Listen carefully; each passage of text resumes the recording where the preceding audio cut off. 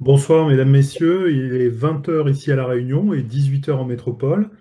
Pour la 12e édition donc, des Journées européennes de l'archéologie, Monsieur le préfet administrateur supérieur des terres australes et antarctiques françaises, Monsieur le préfet de La Réunion et Madame la directrice des affaires culturelles de La Réunion ont soutenu sans réserve cet événement culturel diffusé ce soir en direct depuis Saint-Pierre.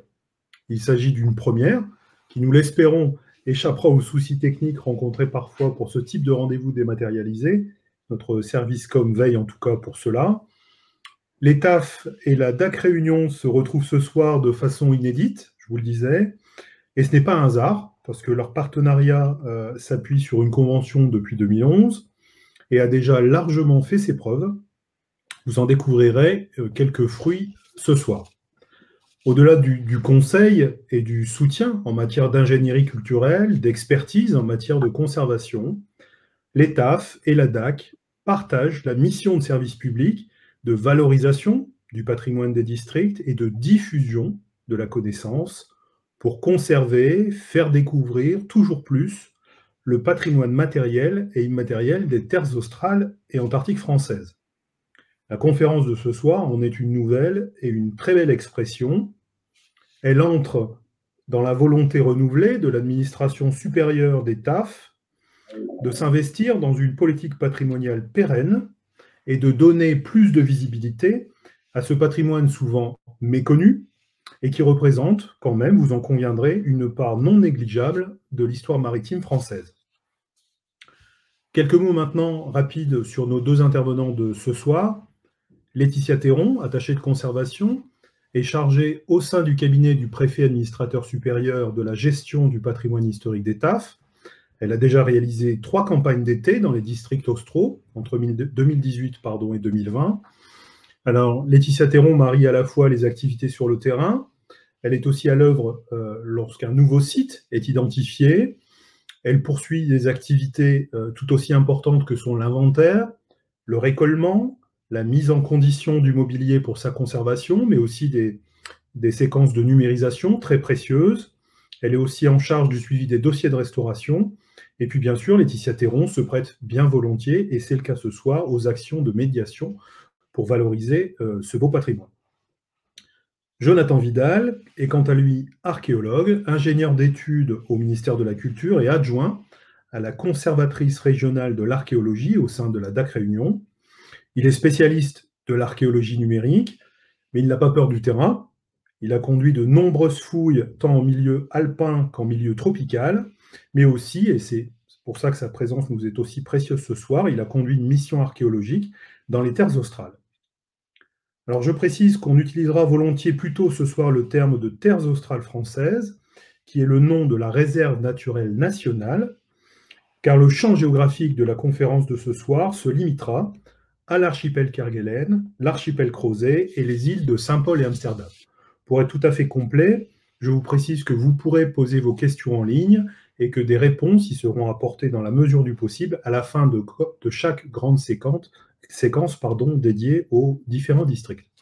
Voilà, j'en ai terminé. Place à nos deux conférenciers. Merci et bonne conférence.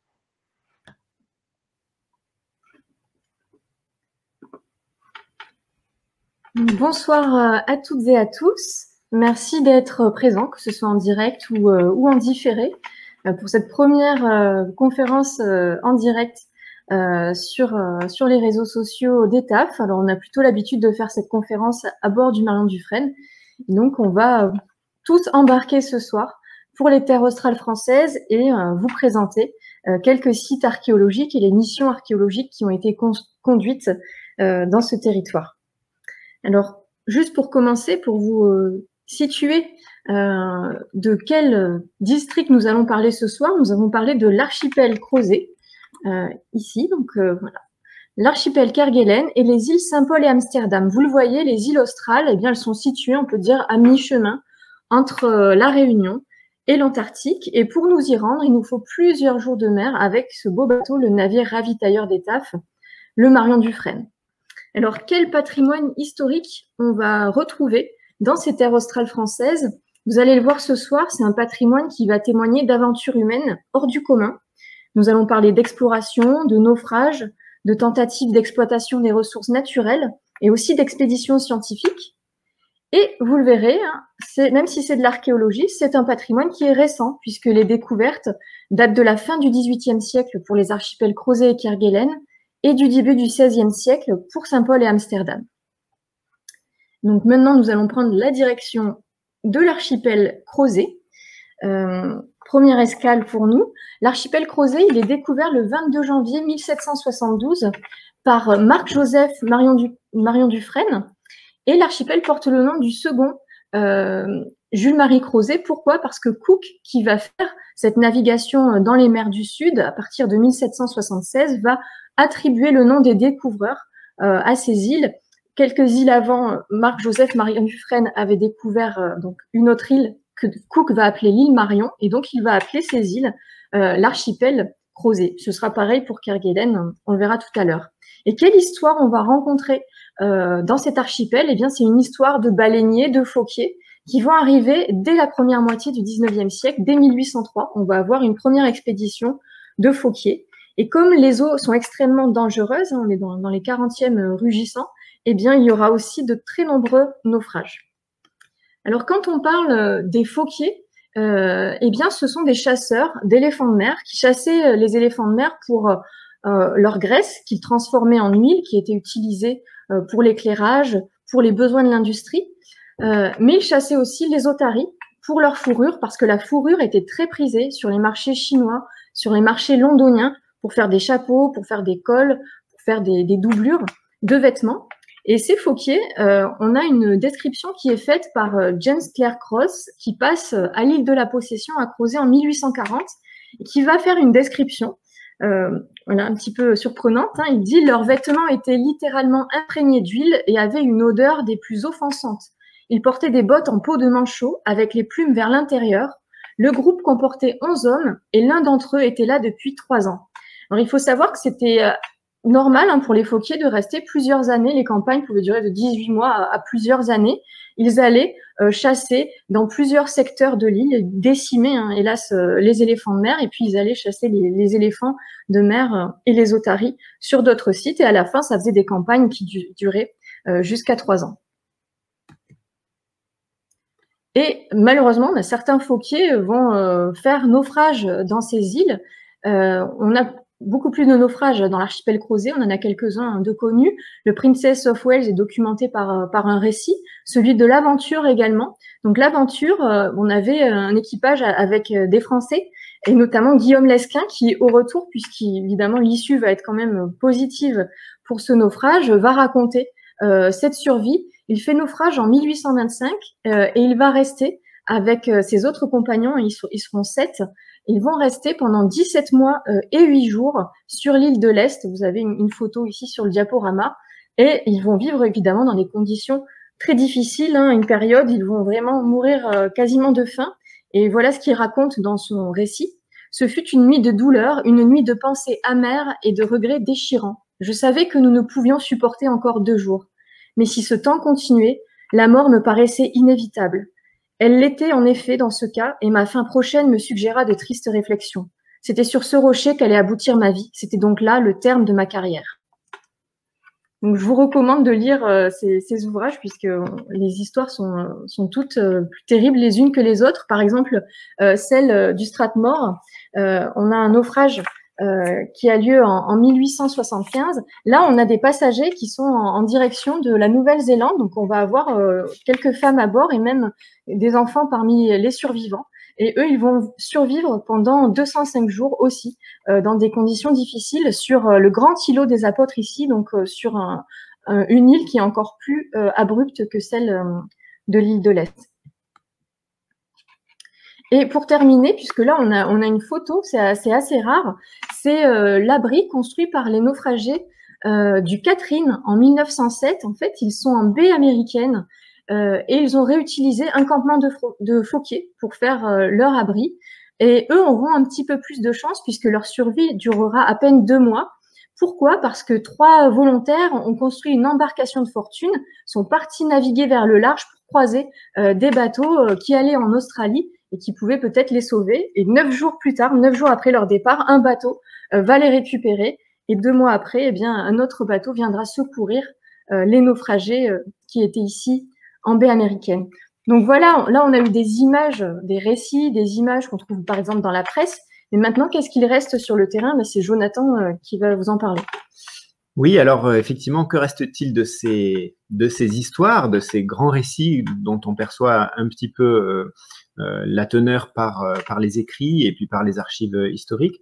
Il y a des vestiges, alors peu de vestiges liés aux naufragés, puisque ce sont des épisodes qui sont temporaires, mais il y en a quand même. Mais ce qu'on retrouve le plus fréquemment à Crozet, c'est quand même l'archéologie qui est liée à ces aventures des phoquiers et des chasseurs de baleines. Pourquoi? Parce que, en plus, l'archipel Crozet est le premier qu'on rencontre lorsqu'on vient d'Europe ou lorsqu'on vient des États-Unis. C'est le plus près, on va dire, même si c'est déjà très loin. Et donc, il y a énormément dans tout l'archipel de sites archéologiques. Certains ont été découverts et d'autres restent à découvrir, avec des éléments mobiliers, des objets qu'on peut retrouver. Et par exemple, même en mer, ce harpon qui permet d'harponner les animaux, les marins qu'on pêchait, qu'on essayait d'attraper avec un navire pour les ramener à terre ou les ramener sur le navire. Celui-ci a été trouvé en mer, remonté par un bateau de pêche dans le domaine public maritime. Je vais vous parler d'un seul site qui est un site assez emblématique, un site majeur de l'île de la Possession à Crozet. C'est un site très bien nommé qui s'appelle du coup la Vallée des Phoquiers et qui se trouve en baie américaine. Les deux noms sont vraiment liés à cette histoire de ce site et à son histoire archéologique. Ce site, il a été découvert il y a assez longtemps finalement, puisque la première mention qu'on a d'une compréhension qu'il s'agit d'un site archéologique, elle date de 1969 par un ornithologue qui a compris qu'il y avait un site ici historique. Et puis ensuite, ce site, il a fait l'objet d'une première expertise en 1993 par Jean-François Lemoel, qui était chargé du patrimoine des terres australes et antarctiques françaises et qui était archéologue également. Et donc, ce site, il avait une particularité, c'est que sur la diapositive juste avant, vous avez vu un chaudron. Ces chaudrons, ce sont des énormes marmites en fer qui permettaient de faire fondre la graisse des éléphants de mer pour produire l'huile dont vous a parlé Laetitia tout à l'heure. On les retrouve souvent comme ça, un peu isolés. On voit cette grosse marmite. Mais en fait, ces chaudrons, ils étaient enserrés dans un foyer. Ils faisaient partie d'un ensemble, d'une structure de chauffe. Et ici, sur ce site, qui ici, là, est photographié sous la neige dans les moments où il a été examiné, eh bien, le chaudron, là, on en voit la lèvre qui dépasse, il est enserré dans un foyer qui est fabriqué, qui est monté à partir des galets qui se trouvent sur le site. Il a été décidé par la mission patrimoine à ce moment-là de démonter ce chaudron, puisque vous voyez que ici, le littoral grignote petit à petit ce site archéologique et que cet élément historique, cet élément du patrimoine archéologique de Crozet, eh bien, allait disparaître. Et donc, une mission, la mission pour retirer un chaudron, c'est nommé logiquement la mission Obélix en 2006, eh bien, a consisté à enregistrer très précisément comment la structure de chauffe était construite autour du chaudron, puis à prélever ce chaudron, à l'envoyer en métropole pour qu'il soit restauré et également numérisé. C'est ce que vous avez vu sur l'animation en bas à droite.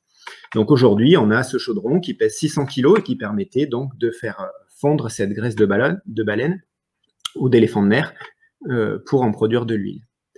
Le site lui-même, il a également fait l'objet d'un relevé photogrammétrique par drone, un relevé en 3 dimensions, d'où l'animation que vous avez en haut à gauche, qui permet d'enregistrer l'état de ce site. Et vous voyez une ligne, un trait de côte qui est très net, très acéré, puisque ce site est grignoté petit à petit par la mer et il a perdu un peu plus de 40 mètres carrés de surface en 10 ans. Donc, c'est vraiment un site qui est quand même menacé. Ce relevé du relief du terrain, il nous permet ensuite de faire des analyses. Vous avez ici une analyse du relief du sol à partir d'un modèle numérique de terrain qui révèle, le chaudron se trouvait ici, donc c'était vraiment la structure qu'on connaissait le mieux, et il révèle des anomalies de surface qui témoignent en fait de la présence de vestiges archéologiques sur l'ensemble de cette petite vallée, avec ici des fonds de cabanes, des installations de machines liées à cette exploitation, à ce travail artisanal que pratiquaient les phoquiers. Et puis on voit très nettement ici la ligne du trait de côte qui est grignotée petit à petit. Et donc si le chaudron n'avait pas été enlevé, il aurait aujourd'hui été emporté à la mer. Lors d'une mission en 2018, l'année suivante, on a relevé la coupe stratigraphique qui est révélée par la mer, puisque dans cet aspect malheureux, finalement, ça nous permet de visualiser quand même des éléments archéologiques. Et l'examen attentif de la coupe stratigraphique nous permet de voir qu'un certain nombre d'objets sont conservés à l'intérieur, des éléments liés au quotidien de ces phoquiers, des semelles de chaussures, des pipes en terre, mais aussi des éléments liés à cette pratique artisanale, avec ici des grandes fosses qui sont des zones de rejet dans lesquelles il y a tout ce qui était jeté par les phoquiers et qui intéresse beaucoup les archéologues, puisque c'est dans les poubelles qu'on trouve les choses les plus intéressantes pour l'histoire. Ce qu'on voit aussi dans cette coupe stratigraphique, c'est que le niveau de sol, le niveau sur lequel marchaient les phoquiers à l'époque de l'utilisation du site, eh bien, est conservé sous environ 40 cm de terre. Et donc, on a un site qui a un potentiel archéologique important. On va changer de district. Et voilà, donc on remonte à bord du Marion Dufresne. La mer va être un petit peu plus agitée puisqu'on va rejoindre l'archipel Kerguelen qui est près des 50e hurlants. Alors, vous allez le voir, hein, l'archipel est découvert la même année que l'archipel Crozet. Là, c'est le 12 et le 13 février que la découverte se fait par l'expédition conduite par Yves-Joseph de Kerguelen de Trémarec. Alors, pour la petite histoire, il va s'y rendre 2 fois et jamais il ne mettra pied à terre. À chaque fois, ce seront ses enseignes de vaisseau, les membres de l'équipage, mais lui ne descendra pas à terre. La première fois, eh bien, il va très vite vouloir revenir annoncer cette découverte, hein, puisqu'on est à la fin du XVIIIe siècle, on cherche un grand continent austral qui contrebalancerait les masses des continents de l'hémisphère nord. Et il pense avoir trouvé ce continent austral. Il va appeler ce qu'il trouve la France australe. Et on va lui demander, voilà, ce qu'il a trouvé, il va un petit peu embellir les choses et on va lui demander d'y retourner et d'amener avec lui des colons pour tenter une colonisation. Et évidemment, eh bien, on se rendra vite compte que c'était pas aussi idyllique que ce qu'il avait décrit. Et voilà, quand il reviendra en 1774, après son expédition, les choses se compliqueront pour lui. Donc voilà, vous voyez en 1772 la première expédition qui arrive Anse du Gros Ventre ici.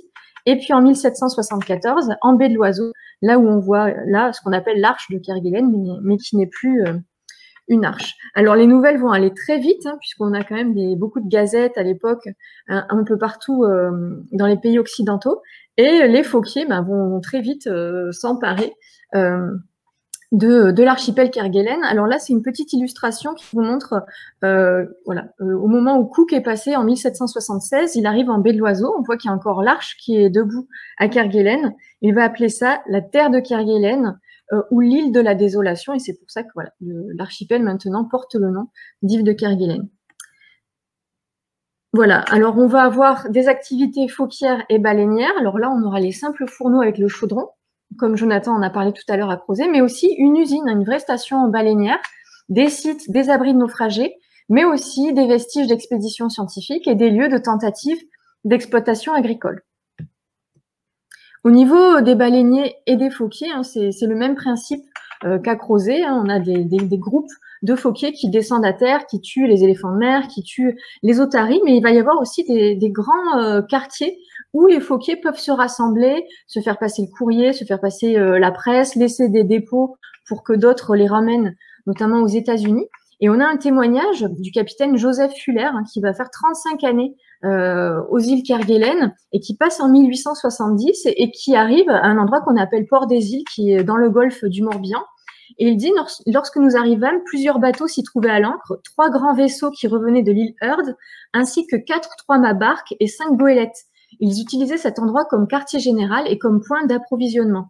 Donc, il ne faut pas imaginer les îles Kerguelen désertes au milieu du 19e siècle. Il y avait beaucoup de navires phoquiers qui s'y croisaient et même, vous verrez, des navires d'expédition scientifique. Il va évidemment y avoir aussi des histoires de naufrage dans cet archipel. Une des plus connues, c'est celle du jeune Anglais John Noon qui fait naufrage en 1825 sur la côte ouest de Kerguelen avec 3 autres compagnons. Donc ce sont des phoquiers et ils savent que du côté ouest de Kerguelen, ils ont très peu de chances d'être retrouvés et ils vont décider de faire un trajet épique pour se réfugier à l'est de l'archipel. Donc ils vont vraiment traverser, prendre la mer sur les petites embarcations, aller jusqu'à l'est et construire une petite hutte qu'ils appelleront Hope Cottage, la petite maison de l'espoir. Ils séjourneront 15 mois là-bas avant d'être secourus.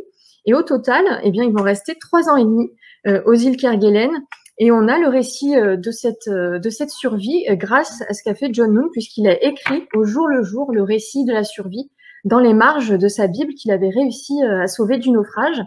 Et pour ceux qui veulent le lire et qui sont curieux, qui veulent lire l'intégralité de ce récit de John Noon, vous pouvez le trouver sur le site Archipol, donc www.archive-polaire.fr. C'est un site internet sur lequel vous pouvez trouver beaucoup d'archives polaires qui a été développé par l'Institut polaire français, par l'ETAF et par les EPF. Et donc, les numéros 28 à 33 de la revue d'ETAF racontent ce récit de John Noon. Donc, je vous invite à aller le consulter. On vous mettra les liens en ligne à l'issue de la conférence.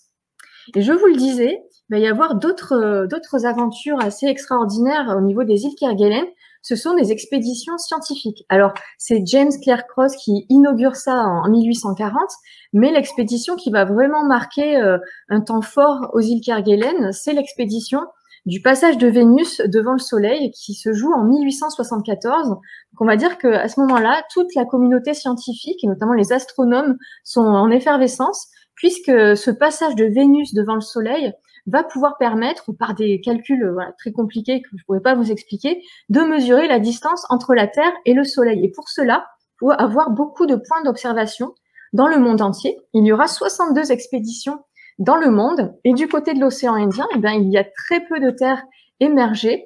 Et donc, on aura 3 expéditions sur l'archipel Kerguelen. Vous voyez à gauche une photo de l'expédition américaine qui était à la Pointe Maulois, les Anglais qui étaient en baie de l'Observatoire. Les Anglais, ils avaient 3 stations d'observation aux îles Kerguelen, et en dessous, une image qui représente l'observatoire construit par les Allemands à Ansbetsy. Jonathan vous en parlera tout à l'heure. Alors, vous allez me dire, mais les Français, ils étaient où? Eh bien, les Français, on en parlera aussi tout à l'heure, puisqu'ils étaient du côté de l'île Saint-Paul. Alors, je vous le disais, hein, l'histoire de Kerguelen est très riche. En 1893, la France va réaffirmer sa souveraineté en envoyant un bateau, l'Eure, qui va passer en baie de l'Oiseau. Vous voyez ici hein, les marins qui dressent le pavillon français. On vous distingue au fond de la photographie l'arche de Kerguelen qui est toujours debout. Et parallèlement à cette réaffirmation de la souveraineté, on va avoir beaucoup plus d'expéditions françaises dans les eaux de Kerguelen au début du XXe siècle. C'est notamment le cas des expéditions de Raymond Rallier du Baty, qui va s'y rendre 2 fois. La première fois avec son frère Henri, donc Henri est en bas, Raymond est en haut. Ça sera Henri, le capitaine du bateau, le JB Charcot. Ils vont beaucoup cartographier, ramener des échantillons, explorer les îles Kerguelen. Et puis, Raymond Rallier du Baty, il retournera avec un nouveau bateau et un nouvel équipage entre 1913 et 1914, et ce sera à bord de la Curieuse. Ce qui est très intéressant avec Raymond Rallier du Baty, c'est qu'il va avoir un œil, il va voir les vestiges laissés par les personnes qui sont passées avant lui. Et pour nous, c'est très utile pour après se rendre sur des sites qui peuvent potentiellement contenir des vestiges. Et donc, voilà ce qu'il dit dans Aventure au Kerguelen. Là aussi, je vous recommande la lecture de cet ouvrage qui est très facile à trouver. Il dit « Ces choses avaient probablement été manipulées par tous les temps par ces mêmes hommes qui aujourd'hui reposaient tranquillement dans les tombes que j'avais vues. Pour moi, homme de mer, explorateur et chasseur de phoques, chacun des maillons de ces chaînes brisées, évoquait la vie que mes camarades et moi-même menions à notre tour. Il me parlait de travaux pénibles, d'espoir et d'anxiété, des rares jours de repos. » On a un autre témoignage de l'expédition suivante de Raymond Rallier du Baty, c'est le journal de mer d'Albert Sérol, hein, qui était un marin à bord de la Curieuse, et que vous pouvez consulter sur le site des Archives nationales. Là aussi, on vous mettra le lien en ligne en commentaire de la conférence. C'est un très beau document manuscrit, illustré, et il existe une transcription pour ceux qui voudraient le lire plus rapidement et ne souhaiteraient pas tout déchiffrer. Alors, je vous le disais, hein, en 1893, la France réaffirme sa souveraineté sur l'archipel Kerguelen, et pour confirmer cette souveraineté, ils vont accorder une concession d'exploitation de l'archipel aux frères Bossière, qui sont originaires du Havre, et qui vont vouloir se lancer dans plusieurs activités. notamment l'élevage. Ils vont faire des tentatives, apprendre à faire des élevages du côté de la Patagonie. Ils vont un petit peu tarder à implanter des élevages aux îles Kerguelen. Et donc, c'est à la fin de l'année 1912 qu'ils vont envoyer des moutons et des bergers du côté de Port-Couvreux, où ils vont construire une station. Alors, jusqu'à la Première Guerre mondiale, ce sera uniquement des bergers. L'activité va s'interrompre pendant la Première Guerre mondiale, reprendra en 1920. Et ce qui est très important, c'est qu'à la fin de l'année 1927, on va même tenter une colonisation en envoyant 3 familles. Il y aura 3 couples, dont 2 couples qui ont chacun une petite fille. Malheureusement, eh bien, tout va s'arrêter brutalement en 1931. Il y aura de nombreux décès en 1927, en 1930, et tous les bergers seront rapatriés en 1931. Un autre site très important qui est fait dans le cadre de la concession des frères Bossière, c'est la station baleinière de Port-Jeanne d'Arc, puisqu'ils veulent exploiter l'archipel Kerguelen et évidemment, ils veulent essayer de chasser des baleines et des éléphants de mer, mais c'est quelque chose de très compliqué. Et donc, en 1908, ils sont un petit peu pressés par l'État puisqu'ils n'ont entrepris aucune activité sur l'archipel et ils vont s'associer à des Norvégiens en leur accordant une sorte de sous-concession pour la pêche à la baleine. Et ce sont donc des Norvégiens qui vont venir construire une usine qui vont monter de toutes pièces. Tout sera prêt en kit à bord du bateau. Et l'usine sera construite dès 1908 et opérationnelle dès 1909. Alors, ils vont tuer des baleines les 3 premières années. Et puis après, ce sera une activité qui se concentrera autour de la chasse aux éléphants de mer. Comme à Port-Couvreux, l'activité va s'interrompre pendant la Première Guerre mondiale et ils reviendront avec une nouvelle société à moitié sud-africaine et norvégienne en 1920. Et puis, eh bien, on aura une grande concurrence des navires-usines où tous les baleines sont tuées, traitées, transformées en huile à bord des navires. Et donc, la station, finalement, sera très vite moins utile et sera abandonnée en 1926. Au niveau de la station, voilà, en 1910, à quoi ressemblait la station baleinière. Donc, sur la partie gauche de la photographie, c'est la partie usine. Les bateaux déchargeaient les baleines ici. On transformait les baleines en huile de ce côté de l'usine. Et puis, de l'autre côté, en face, c'était tout le reste, les farines, voilà, ce qu'on transformait en boutons. Et il faut savoir que les frères Bossière avaient 5% des ventes d'huile des Norvégiens et 10% des ventes des produits annexes. Vous voyez les 3 cheminées d'une chaudière ici, puisqu'on avait un système qui fonctionnait à la vapeur. Et ensuite, les logements pour les ouvriers, le directeur, le médecin au fond, et puis tous les bâtiments, magasins, ateliers qui permettaient de faire fonctionner, on va dire, en quasi-autonomie, cette usine.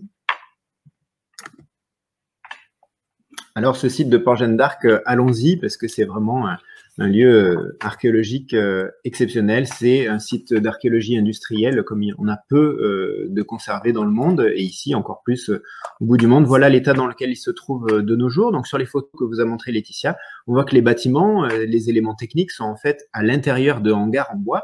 Aujourd'hui, ces hangars en bois sont complètement écroulés et on voit les éléments métalliques de cette usine. Et on a également ici, là, dans la partie sombre, en fait, le stock de coques qui permettait de faire fonctionner les éléments de chauffe, et en particulier ces chaudières dont les cheminées sont tombées. Donc on a vraiment un site figé de cette manière qui se dégrade petit à petit. Et donc une des premières opérations qui a été réalisée, elle a été réalisée sur le site, mais lorsqu'on est allé sur site en 2018, on a prospecté un peu au-delà, un peu aux alentours de ce qui était connu de la zone, vraiment avec les vestiges connus. Et on a pu retrouver à cette occasion-là les fondations d'un autre bâtiment. Laetitia vous disait que ça a été abandonné en 1926, que finalement la durée de vie a été assez courte pour ce lieu. Mais au moment où il a été arrêté, au moment où il a été abandonné, eh bien, les gens sur place envisageaient encore de construire d'autres bâtiments. Vous avez ici des fondations qui ont été démarrées avec une tranchée remplie de blocs pour que ce soit assaini et puis rempli de cailloux. Et puis ensuite des gros blocs de basalte qui sont posés dessus et qui devaient être continués pour supporter ensuite une maison, une construction en bois par-dessus. Et un petit peu plus au-dessus, on a retrouvé également la zone de carrière dans laquelle étaient extraits ces blocs. L'une des actions qui a été faite sur ce site, ça a été de numériser l'ensemble du site, puisqu'on ne peut pas envisager de faire de grands travaux de restauration, de figer un site comme celui-là, de cette ampleur et aussi loin. Et donc, depuis les années 2000, il y a une politique importante de la part des TAF et de la Direction des Affaires culturelles qui est de numériser les sites archéologiques de manière à avoir un enregistrement dans un but conservatoire de ces sites, mais aussi dans un but de valorisation. Par exemple, toute la station de Port-Jeanne d'Arc a été numérisée par lasergrammétrie, par des scanners laser, par le cabinet Perazio, ce qui a permis de faire une restitution de ce site dans son état de fonctionnement. Et donc, vous pouvez voir sur Internet une vidéo qui vous fait voyager à l'intérieur de ce site tel qu'il était. Et puis, on a fait des numérisations plus ponctuelles, plus précises, plus détaillées sur certains points. Et ces sites, eh bien, ils ont une vie qui se poursuit. L'affirmation de la souveraineté française, c'est quelque chose qui a été régulier aussi au cours du XXe siècle. Et vous avez ici, par exemple, une borne de l'Antares en 1931 qui était là aussi pour remarquer la présence française sur ces territoires. On a aussi, à l'occasion de la mission de 2018, eh bien, enregistré, cartographié l'ensemble du site, puisque la numérisation a été faite dans un but de restitution, celle de 2010, mais on n'avait pas de plan précis géoréférencé du site. Donc là, avec un GPS différentiel, l'ensemble des structures a été enregistré, de manière à pouvoir présenter aujourd'hui la première cartographie très précise des vestiges, ce qui permet de voir comment se situent les choses avec les maisons dont Laetitia vous parlait, le bâtiment qui était en projet, mais aussi des cheminements, des circulations au sein de cette usine, et avec tous les éléments métalliques qui jonchent le sol et qui se retrouvent sur place. Donc on a vraiment aujourd'hui une image précise du site qui nous permet de l'étudier et qui nous permet aussi de voir comment il évolue. Outre ces grandes installations industrielles, en fait il n'y en a qu'une de cette dimension-là, les phoquiers, les baleiniers, ils étaient très nombreux, Laetitia vous l'a dit, sur l'ensemble de l'archipel Kerguelen. Et donc, on avait une fréquentation assez importante et on a donc une multitude de sites archéologiques sur site. L'une des bases importantes, l'un des repères importants de ces baleiniers, c'était l'Anse Betsy, qui, elle, se trouve au nord de la péninsule Courbet. Et donc, ce quartier général, il a aussi fait l'objet d'observations archéologiques. Et même si dans une première vue comme ça du paysage général, on ne se rend pas bien compte s'il y a des éléments, puisqu'il n'y a pas de construction en élévation, mais on voit en fait dans le sol un certain nombre de poteaux, d'éléments qui sont fichés dans le sol et qui trahissent en fait la présence ancienne de structures en bois qui ont aujourd'hui disparu mais dont il reste l'empreinte. Un grand nombre d'éléments en bois et métalliques au sol, et puis des éléments du quotidien avec là des semelles de chaussures, des petits objets qui montrent la présence de ces baleiniers au XIXe siècle en particulier. On a un petit élément en conservation qui est les restes d'un foyer, les chaudrons, il nous en reste que des fragments, c'est ce qu'on a ici. On a les restes d'un foyer dans lequel il y avait un chaudron, mais il n'y est plus, il reste une petite partie. Et puis, on voit à l'intérieur des éléments en briques, c'est-à-dire que parfois, ces chaudrons, je vous ai dit, ces foyers étaient fabriqués en briques. Cette brique porte une inscription, et cette inscription, c'est le nom d'une région en Suède. Et donc, ça vous montre un peu l'origine. Là, avec ces éléments tangibles, on peut tirer un peu le fil de la provenance de certains de ces baleiniers. Donc, ils pouvaient venir parfois de très loin, ou en tout cas emmener des matériaux qui venaient de très loin. À l'Anse Betsy, il y avait également un cimetière de baleiniers. Et donc, on sait bien que dans des missions qui duraient parfois 1 an, parfois 3 ans, dans des conditions qui sont très difficiles, tout le monde ne revenait pas de ces expéditions. Et donc, on a une gravure ancienne là qui nous montre le cimetière de l'Anse Betsy. L'avantage de travailler en archéologie à Kerguelen, c'est qu'il n'y a pas de végétation et donc le paysage finalement ne change pas beaucoup, contrairement à beaucoup de sites qu'on peut avoir, en particulier à La Réunion où on a une végétation qui va nous couvrir les choses. Là, on peut vraiment retrouver les paysages tels quels. Ça nous a permis de retourner sur ce site-là où on ne voit plus les pierres tombales, les stèles en bois ou en ossements de baleine qui marquent les emplacements de tombes, mais on retrouve quelques éléments qui nous permettent de reconnaître ce site. Un autre site très important, le plus grand des cimetières de baleiniers, c'est Port-des-Îles, qui compte plus d'une dizaine de sépultures identifiées, mais peut-être encore plus, et qui sont bien marquées. Donc c'est aussi des lieux qui étaient la dernière demeure pour un certain nombre de personnes et qui sont restées sur place. Autour de Lens-Betsy, il y a évidemment la mention de cette baie principale, mais ces sites archéologiques qui sont identifiés dans des lieux importants, en fait, ils font partie d'un réseau plus important, et autour, lorsqu'on fait des prospections archéologiques en pied de falaise, eh bien, on retrouve quasiment de manière systématique d'autres occupations qui sont anciennes et qui ont finalement vécu jusqu'à récemment, puisque dans l'une d'entre elles, on a retrouvé un abri qui a été réaménagé au XXe siècle et avec des messages de scientifiques qui avaient campé dans ces endroits-là jusque dans les années 60. Donc on a vraiment une pérennité d'abris de lieux qui sont depuis l'époque des baleiniers jusque quasiment à nos jours. À Port-Couvreux, Laetitia vous en a parlé, il y a eu des tentatives d'élevage. Mais on le sait par les écrits, en plus de cette activité de fermier, ils ont aussi exploité la graisse d'éléphants de mer ou de baleines, avec notamment cette petite station, cette petite usine, qui est moins impressionnante que celle de Port-Jeanne d'Arc, mais qui fonctionne quand même avec un système à vapeur. Vous avez ici la chaudière, ici le malaxeur, et puis ici les autoclaves à double paroi qui permettaient de chauffer. Ça, on sait que ça fonctionnait au moment des fermiers. Là aussi, c'était à l'intérieur d'une construction en bois. Ce qui est intéressant sur ce site, c'est que l'observation archéologique, elle nous permet de remarquer d'autres éléments plus anciens, avec un chaudron ici plus conforme à ce qu'on voit à Crozet. Et puis ici, il y a un chaudron qui est fortement enfoncé dans le sol et qui vraiment témoigne d'une occupation antérieure aux années 30, au moment où il y avait ces fermiers, et qui nous fait comprendre que ce chaudron, d'une typologie bien plus ancienne que les autres, est un des éléments, un des indices que ce site n'a pas été occupé par hasard par ces fermiers, mais c'est un endroit favorable qui était fréquenté par des baleiniers de manière plus ancienne. Et là aussi, on a un site archéologique dans le sol qui est bien conservé et qui méritera des investigations futures.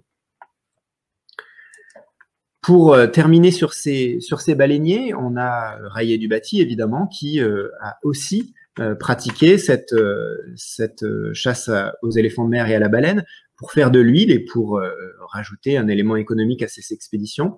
Et au bout de la pointe dite de l'usine, en baie de l'Observatoire, a été retrouvé par des missions antérieures aux nôtres, 2 chaudrons qui sont intéressants parce qu'il y en a un qui se trouve sur un foyer anciennement en briques, qui s'est complètement effondré et qui a complètement perdu sa forme, mais dont on voit qu'il a été installé, qu'on a amené le chaudron et on a amené les briques pour faire ce site. Et puis à côté, un autre qui est fait avec lui des matériaux locaux, c'est-à-dire qu'on a vraiment construit le foyer à partir des pierres qui étaient sur place.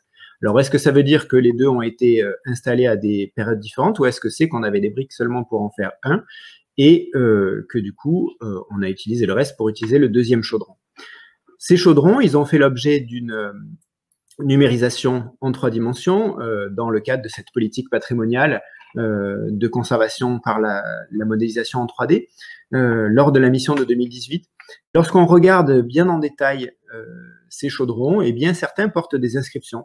C'est le cas de celui de gauche quand on regarde dans ce sens-là, qui comporte comme inscription le nom de la ville de Coalbrookdale, qui est une ville du Shropshire dans l'ouest de l'Angleterre. Et cette ville, il se trouve que c'est vraiment le berceau de la sidérurgie, puisque dès la fin du XVIIIe siècle, on a des grandes usines qui s'installent là-bas avec des mines qui permettent d'exploiter des minéraux. Et donc, vous avez ici une peinture qui représente ça. Et donc, on voit que ces éléments techniques qui arrivent à Kerguelen, eh bien, ont fait un très long voyage. Est-ce que Rayet-du-Baty avait acheté des chaudrons à des Anglais ou est-ce qu'il a récupéré des chaudrons qui se trouvaient sur place? Ça, on ne sait pas encore. Un autre élément ici, un autre chaudron qui se trouve sur un autre site, où là, la numérisation en 3D permet de lire l'inscription qui est celle de Johnson & Son sur les docks de Londres, là aussi un fabricant de chaudrons anglais au 19e siècle. Et puis, parfois, c'est les informations qu'on trouve à Kerguelen qui vont nous donner des informations sur des choses qui se trouvent en métropole, puisque ce chaudron, qui se trouve au musée de Nantes, a une inscription qui est beaucoup moins lisible que l'autre, mais dont on voit qu'elle a exactement le même format. Et donc, c'est aussi là un chaudron de la marque Johnson & Son. Dans ces grandes histoires de Kerguelen, il y a évidemment les chasseurs de baleines, mais aussi les missions scientifiques qui finalement sont les seules choses qui ont vraiment bien fonctionné, puisque c'est les seules choses qu'on continue à y faire. Et à Lens-Betzy, qui était un site important de baleiniers, c'est aussi le lieu de la mission allemande où les Allemands ont débarqué à 150 personnes pour plusieurs mois pour faire cette observation astronomique. Sur le site, il reste peu de choses. On retrouve le soubassement du bâtiment principal qui avait été implanté. Et heureusement, là, qu'on a la gravure pour arriver à comprendre l'ampleur de cette installation. On retrouve le soubassement quand même bien solide, bien fondé qui a été fait. Et puis, énormément d'objets qui jonchent le sol sur ce site. Un élément particulier de cette installation, c'est que on a retrouvé sur sur un rocher vraiment au bord de mer, une inscription sur une pierre plate, une inscription très difficilement lisible. Et là aussi, la numérisation en 3D nous permet de lire cette inscription. C'est une inscription en allemand qui a donc été faite par cette mission astronomique, sur laquelle il est écrit que la pierre se trouve à 4,10 mètres au-dessus de Meerspiegel, c'est-à-dire le miroir de la mer, le niveau de la mer. C'est donc un marégraphe qui est très important pour nous parce que c'est une mention technique de ce qui s'est passé à l'époque, mais c'est important aussi pour les scientifiques de nos jours qui ont, grâce à cet élément archéologique, eh bien, un élément précis du niveau de la mer en 1874 sur ce site. Un autre site très riche pour les missions scientifiques, c'est la baie de l'Observatoire. On en a mentionné rapidement quelque chose par rapport à l'installation de Reilly-du-Baty. Ce site, personnellement, je le trouve très émouvant en tant qu'archéologue, puisque quand on arrive sur place, on a vraiment les éléments qui jonchent le sol. La plupart du temps, quand on fait des fouilles, eh bien, les choses se retrouvent vraiment sous le sol, où il y a eu des réoccupations ultérieures. Là, le site est quelque part resté tel quel depuis son abandon, et on comprend bien mieux la maxime, la phrase, la citation que Laetitia disait de Raymond Reilly-du-Baty, lorsqu'il se rend compte qu'il y a des personnes qui sont passées avant lui. Sur ce site, 2 missions scientifiques très importantes, l'installation anglaise de 1874, et dont il restait sur place, ça a désormais été rapatrié sur base pour protéger ces éléments, 2 gros blocs de pierre qui étaient assez énigmatiques dans un premier temps, surtout qu'ils sont en calcaire du Sussex, un calcaire anglais, et donc ils ont été amenés sur place. Et là, c'est vraiment les archives qui nous permettent de comprendre à quoi servaient ces petites encoches que vous voyez au-dessus de ces pierres, et qui en fait étaient là pour maintenir, pour stabiliser une lunette astronomique à l'intérieur d'un petit bâtiment d'observation. A également été retrouvé par une mission archéologique en 2006, la mission Archaeops, dont vous pouvez retrouver le rapport scientifique sur Internet, les insignes militaires de l'infanterie légère de l'Oxfordshire, puisque 2 militaires anglais accompagnaient cette mission scientifique, Wilson et Hilbert, qui accompagnaient cette mission scientifique astronomique. Ensuite, et c'est là que ce site est assez singulier, il a été réoccupé par d'autres missions scientifiques, eh bien, la mission allemande d'observation du magnétisme terrestre, qui comportait aussi des météorologues, eh bien, a été implantée sur ce même site anglais, qui avait déjà en quelque sorte été viabilisé. Et vous avez ici le Goss, le navire qui a déposé les installations scientifiques en 1901. Il reste des vestiges très visibles de cette époque, avec les cheminements qui permettaient de naviguer au sein du site en restant au sec, et une partie avait été relevée en 2006, oui, et puis des implantations de cabanes pour des observations du magnétisme, des mesures du magnétisme. Dans les pièces en bois qui restent sur place, on retrouve des inscriptions qui sont des indications de montage, et on voit que cette mission est extrêmement bien organisée, même si elle s'est terminée de manière un peu dramatique avec le décès d'un des jeunes scientifiques, mais elle avait été très bien préparée dans la mesure où les constructions étaient prévues en kit, et tout était prêt à monter lorsqu'ils sont arrivés sur place. On a également de nombreux vestiges qui jonchent le sol, avec des centaines de fragments de bouteilles. Et donc, je vous passerai le calcul pour essayer de savoir combien de bouteilles ont été bues par semaine par cette mission scientifique. Mais c'est intéressant de voir vraiment toute la vie de ces chercheurs qui sont restés là pendant plusieurs années. Et puis aussi la réutilisation des pierres dites les pierres de passage, des pierres anglaises dont on a parlé tout à l'heure. Là aussi, en tant que marégraphe, avec ici l'abréviation du niveau au-dessus de la mer, qui était de 15 mètres et donc qui a été mentionné là sur cette pierre ici.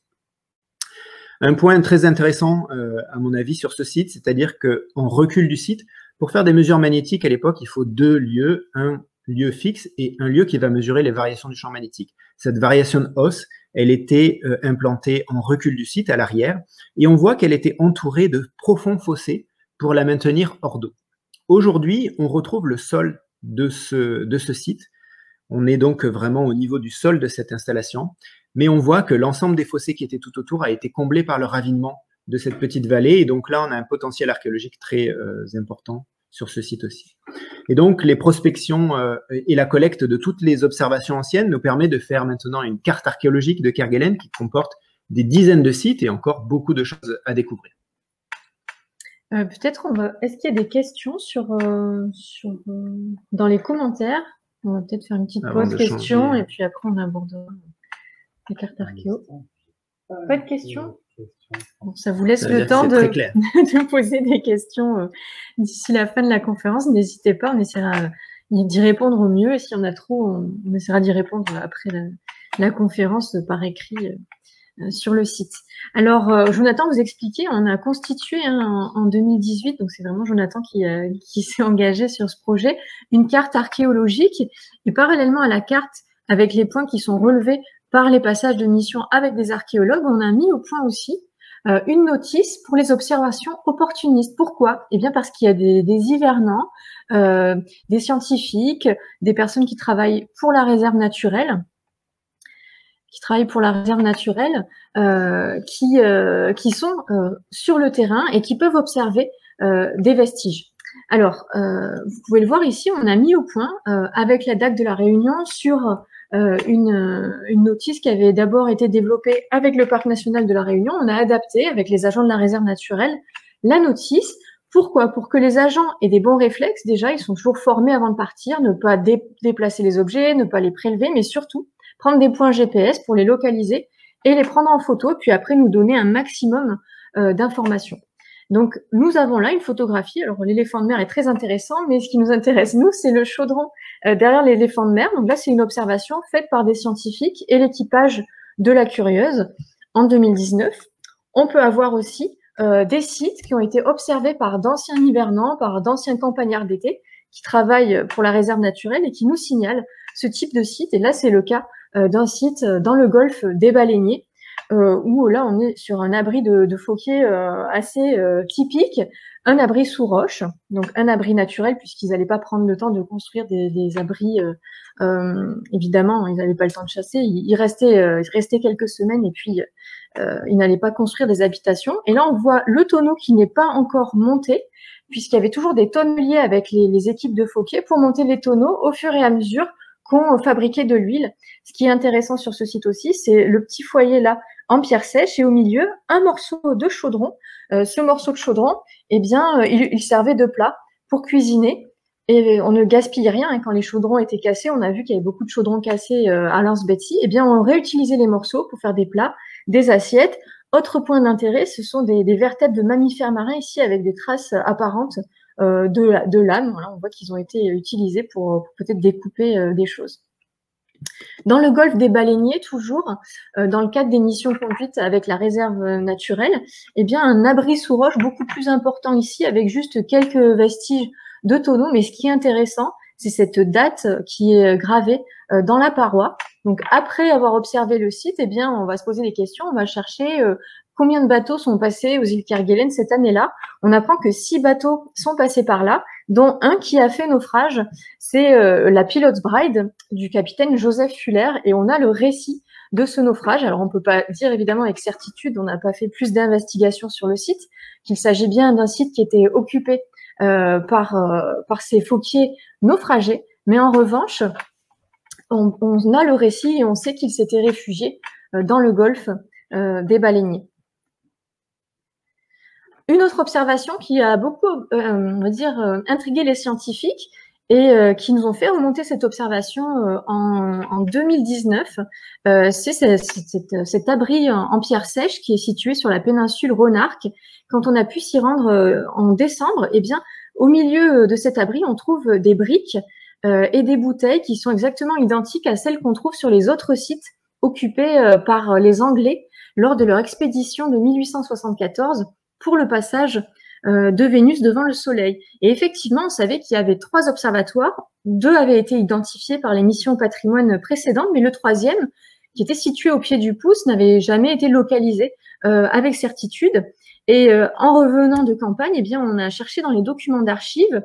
La fouille de 2006 avait rassemblé des documents auprès de nos collègues britanniques, dont cette photo. Et en fait, en regardant de plus près le détail de cette photo, on a fait la comparaison avec l'appareillage et les pierres que l'on trouvait dans cet abri que l'on venait d'observer. Et il s'avère qu'il s'agit, en fait, qu'il n'y a plus de doute possible. On est bien sur ce 3e observatoire utilisé par les Anglais. Et on voit ici l'altazimut, un des instruments qui permettait de faire les mesures. Donc, on est sur une installation beaucoup plus rudimentaire que celle de la baie de l'observatoire. Et là, on va changer de district avec une autre découverte faite par des agents de la réserve naturelle à Amsterdam en décembre 2020. Alors là, ils ont eu l'œil parce que c'est du tout petit mobilier, des boutons, des tessons de céramique, des restes de bouteilles. Et ils ont pris le temps, ils ont insisté sur le site et ils ont vu notamment ces boutons-là qui portent cette inscription.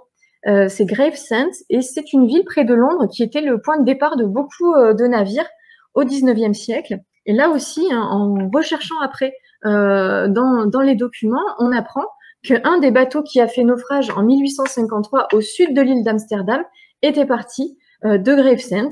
C'est le Meridian. Et donc, il avait des passagers qui émigraient vers l'Australie et vers la Nouvelle-Zélande et qui ont eu de la chance puisqu'ils ont fait naufrage. Alors, il y a eu quand même quelques morts dans l'équipage. Ils se sont réfugiés, ils ont fait un camp de fortune sur voilà, au-dessus de la falaise et ils ont été aperçus seulement une semaine après par un navire phoquier qui passait dans les environs. Et comme le navire ne pouvait pas les récupérer ici, hein, puisqu'on voit que le relief est quand même difficile, ils ont demandé à tous les naufragés, donc il y avait beaucoup de femmes, beaucoup d'enfants, de traverser l'île, de remonter au nord de l'île pour pouvoir les récupérer. Donc finalement, c'est un naufrage qui s'est quand même plutôt bien terminé et rapidement. Donc ça nous montre bien qu'il faut garder l'œil en permanence sur les districts et que même aujourd'hui, eh bien, les agents qui sont sur le terrain, que ce soit les scientifiques, les agents de la réserve naturelle, les personnes qui accompagnent ces agents-là, ben, peuvent toujours observer des sites qu'on n'avait pas pu localiser. Puisqu'on est à Amsterdam, eh bien, on va faire notre dernière escale sur le district de Saint-Paul et Amsterdam. Alors, là, on va voir que c'est aperçu un petit peu plus tôt, hein, puisque c'est plus au nord. Donc, ces îles sont aperçues en 1522 par les compagnons de Magellan. C'est le Hollandais Willem de Vlamingh qui va y débarquer en 1696. Et au niveau des vestiges que l'on va observer sur ces îles, il va y avoir beaucoup de roches gravées. Alors, Jonathan vous en parlera tout à l'heure. Il y a une grande histoire de naufrage aussi, là, c'est toujours le cas.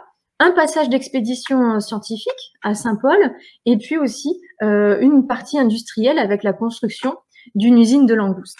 Alors, moi, je vais vous parler de l'île Saint-Paul. Alors, on a un passé de phoquiers, de pêcheurs. Au niveau des phoquiers, on a par exemple le capitaine Perron qui va y rester 40 mois, de 1792 à 1795, et qui va raconter les péripéties de son aventure sur l'île Saint-Paul qu'il appelle Amsterdam au moment où il y est.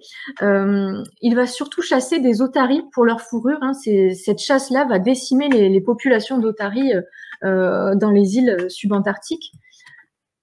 Il va y avoir aussi une histoire de naufrage. Alors celle-là, elle est assez impressionnante parce qu'il y a à peu près un peu plus de 300 naufragés.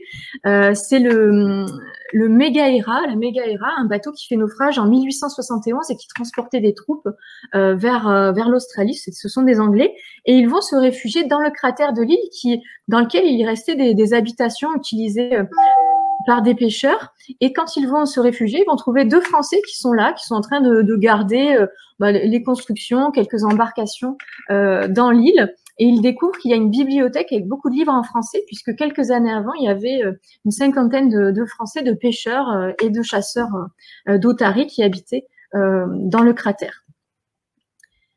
Un petit peu plus tard, 3 ans après, eh bien, les Français font aussi leur expédition pour observer le passage de Vénus dans les îles. Et là, ce sera à l'île Saint-Paul. C'est une expédition qui est conduite par Ernest Mouchez et on voit qu'ils vont construire, comme l'ont fait les Anglais, les Allemands, les Américains à Kerguelen, ils vont construire leur observatoire. Dans le cratère, ils vont laisser une pierre pour marquer le passage de cette expédition. Et pour terminer sur Saint-Paul, eh bien, en 1928 est construite une usine de conservation de langoustes. Alors, ça va avoir une durée de vie assez courte, ça va être de 1928 à 1931. Pourquoi? Eh bien, parce qu'il va y avoir 2 drames sanitaires consécutifs qui vont mettre un terme à cette activité. En 1930 d'abord, en mars 1930, pour faire l'hivernage, on va demander des volontaires pour entretenir l'usine et pour rester sur les lieux, avec une relève prévue 3 mois plus tard. La relève n'arrivera que 9 mois plus tard, avec 3 personnes qui seront décédées. Une femme enceinte était restée sur l'île et son enfant, qui venait de naître, est décédé aussi. Une relève a eu lieu. Et puis, en 1931, deuxième drame sanitaire avec une épidémie qui va toucher des ouvriers malgaches qui venaient travailler dans l'usine. Et à ce moment-là, eh bien, on a eu des drames aussi du côté de Port-Couvreux. Et on va récupérer les bergers à Kerguelen, à Port-Couvreux, et venir, avec l'Austral, récupérer les ouvriers de l'usine Saint-Paul. Et donc, la concession boursière, à ce moment-là, eh bien, va être, n'aura plus d'activité et sera cessée par l'État en 1937.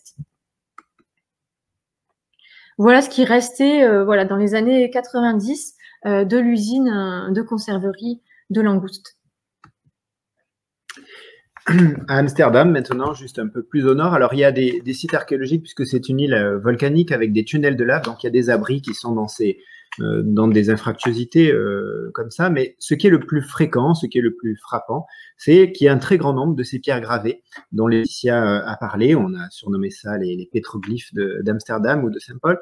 Et en fait, ces pierres gravées, ce sont très souvent des témoignages de naufragés qui ont voulu, en fait, un peu dans leurs derniers instants, pour ceux qui n'ont pas été secourus par la suite ou qui l'ont été, mais sans le savoir au moment où ils ont gravé ces inscriptions, eh bien, voulu laisser une trace de leur passage, un dernier message sur le terrain où ils se trouvaient. Ces pierres gravées, elles sont en grande majorité situées autour de la base, mais elles ont été gravées avant que la base ne soit réalisée, et elles sont directement sur des coulées de lave, sur des zones sur le pourtour, sur des plaques, un peu dans toutes les configurations. On en a numérisé un certain nombre, il y en a encore d'autres à découvrir, mais on en a numérisé un certain nombre et donc vous pourrez retrouver les modèles sur Internet. Vous avez par exemple ici ce joli cœur qui est gravé avec une inscription en 1877 en dessous. Ici, cette inscription du Tuscany qui est en fait un navire baleinier américain. Et puis d'autres inscriptions aussi de personnes qui sont restées ici, puis qui ont pu parfois repartir, mais qui ont laissé leur empreinte. Ici, on a une inscription un peu plus loin que la base quand même, sur la pointe de la recherche, qui est celle du naufrage du Vélor. Et elle est restée finalement assez énigmatique encore, même s'il y a des inscriptions dessus, avec le nom du navire qui s'est échoué, le nom des armateurs, le nom de l'équipage, un naufrage qui a eu lieu en 1865.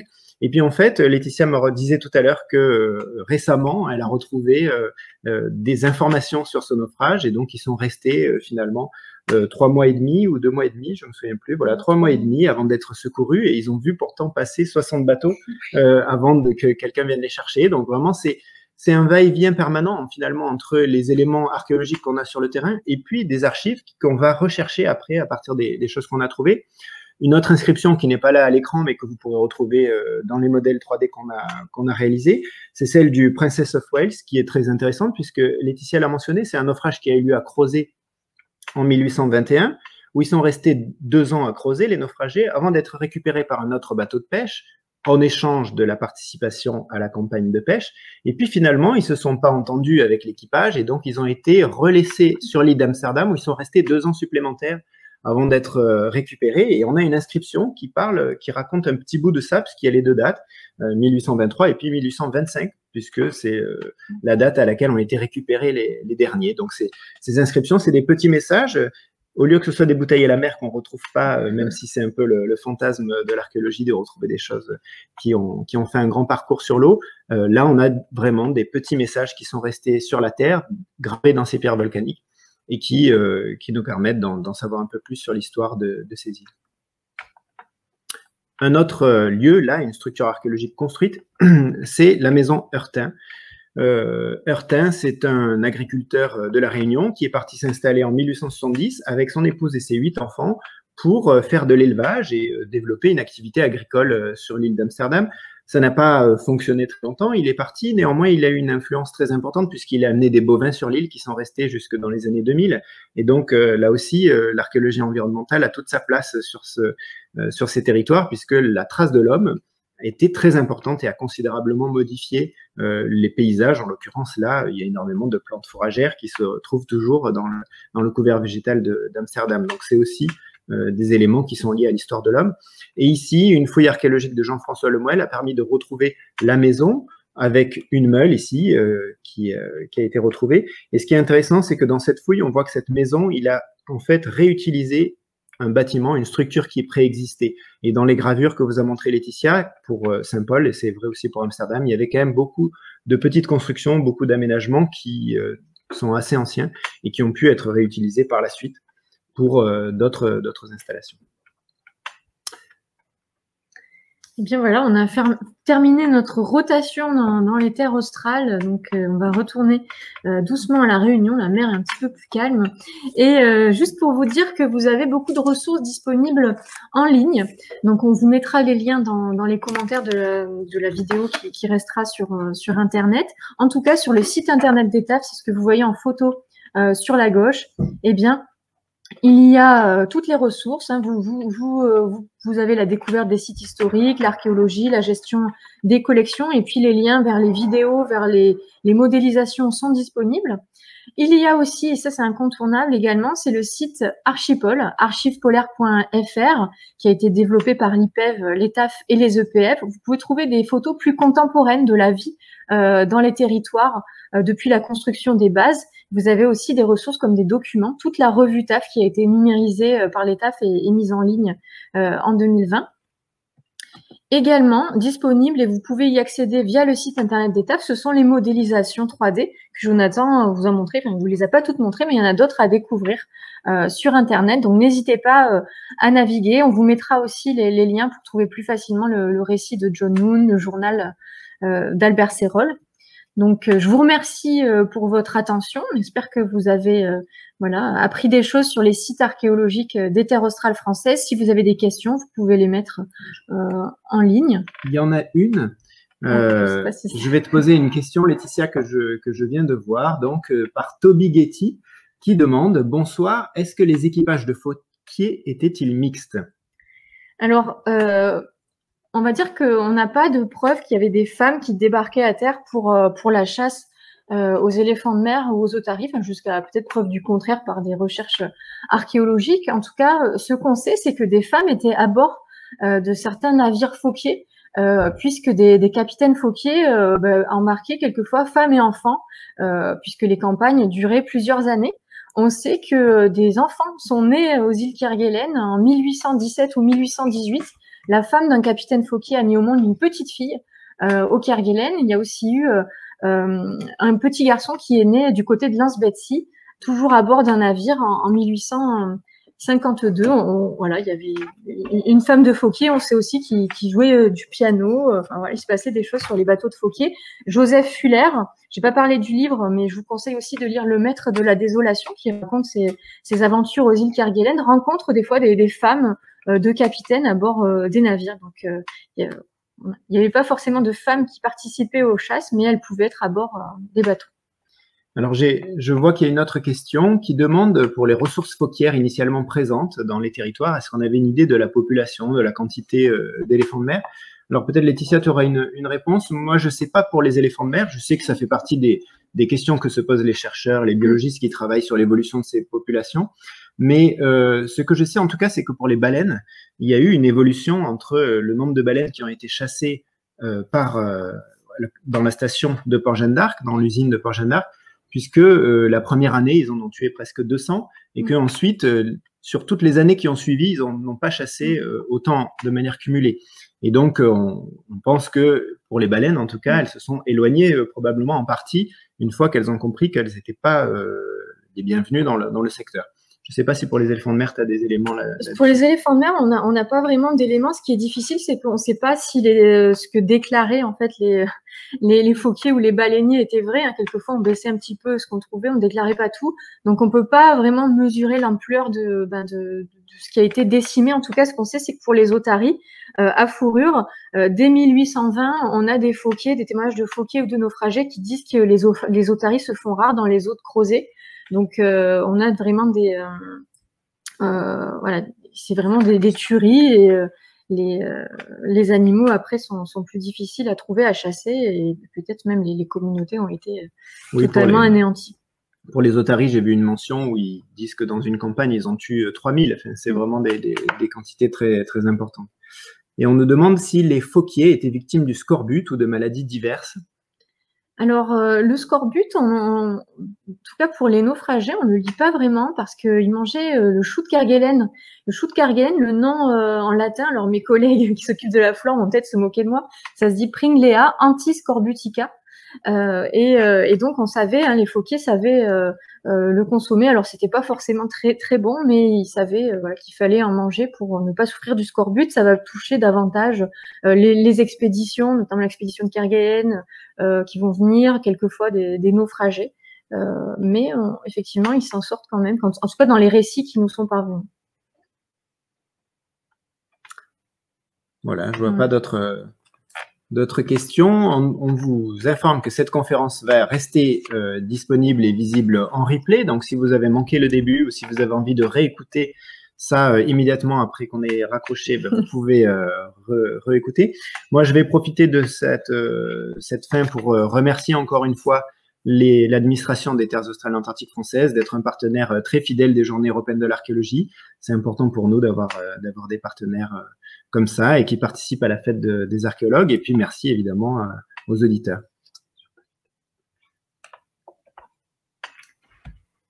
Je pense qu'on va avoir un petit mot de... Merci, oui. Je reprends quelques minutes la parole pour conclure et puis bien sûr remercier chaleureusement notre chargé du patrimoine, Laetitia Théron, l'archéologue, Jonathan Vidal, pour nos amis de la direction des affaires culturelles de La Réunion.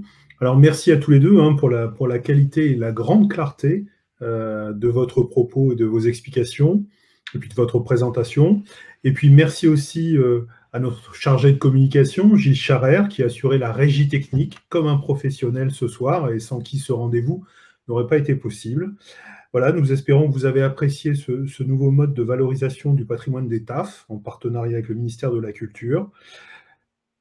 Comme le disait Jonathan Vidal, donc vous pourrez revoir cette conférence sur la page Facebook des TAF. Bonne soirée, excellent week-end à tous et puis à bientôt. Merci. Merci, au revoir. Au revoir.